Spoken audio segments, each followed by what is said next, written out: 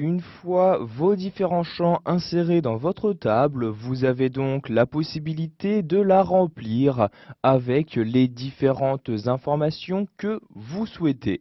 C'est ce que nous allons donc découvrir au cours de cette vidéo formation. Donc, vous voyez ici, je suis actuellement sur la table information client et je possède donc différents champs tels que le champ prénom, nom, date de naissance, etc. Donc pour remplir un champ, vous allez tout simplement y placer le curseur de votre clavier. Donc pour cela, je clique à l'intérieur de la cellule en question et ici, je vais par exemple rentrer l'information prénom. Je vais par exemple ici écrire Albert comme ceci. Pour passer à la cellule suivante, je peux par exemple appuyer sur la touche tabulation de mon clavier et maintenant je vais rentrer le nom, donc ici par exemple Moreau. Ensuite je rappuie sur la touche tabulation et je vais maintenant saisir la date de naissance. Si vous avez appliqué à ce champ le format date, vous verrez alors apparaître ici un petit calendrier. Donc celui-ci va donc vous permettre d'insérer plus rapidement la date. Donc vous cliquez sur ce petit calendrier et vous avez alors dans le menu qui s'ouvre le calendrier donc pour vous permettre d'insérer la date que vous souhaitez.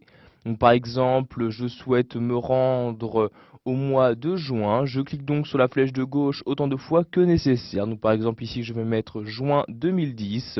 Je clique par exemple ici sur le 3 juin. Je clique donc sur la date correspondante et automatiquement, celle-ci va s'insérer dans ma cellule. Je rappuie ensuite sur la touche tabulation pour passer ici au dernier champ et je vais rentrer donc ici un achat, par exemple 50 €. Donc si vous avez également inséré le format de cellule correspondant, donc vous voyez je vais maintenant quitter la cellule, vous aurez automatiquement donc la mise en forme de votre donnée pour vous permettre d'afficher ici votre donnée au format monétaire. Si maintenant vous souhaitez créer un nouvel enregistrement, c'est-à-dire ici insérer une nouvelle personne, vous n'avez juste ici qu'à cliquer sur la ligne suivante et vous allez de nouveau rentrer les différentes informations sur cette personne comme son prénom. Donc par exemple ici je vais mettre Fanny. La cellule suivante, je vais mettre ici Dubois comme ceci. J'appuie ensuite sur la touche tabulation encore une fois.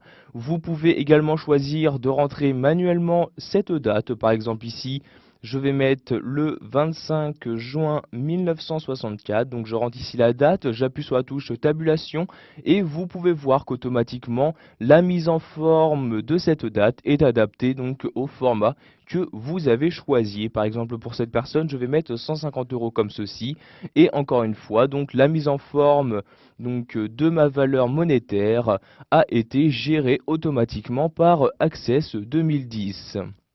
Pour créer un nouvel enregistrement, vous pouvez également cliquer ici sur Nouveau dans l'onglet Accueil et à nouveau donc une nouvelle ligne va se créer.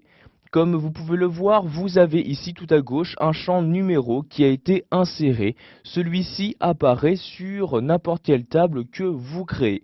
Il s'agit donc de la clé primaire utilisée par défaut par Access 2010 qui permet donc d'identifier de manière unique la table souhaitée. Donc ces numéros, vous n'êtes pas obligé de les éditer vous-même. Access 2010 les insérera automatiquement pour vous. Voilà, vous savez maintenant comment il est possible d'insérer les différentes données que vous souhaitez dans votre base de données.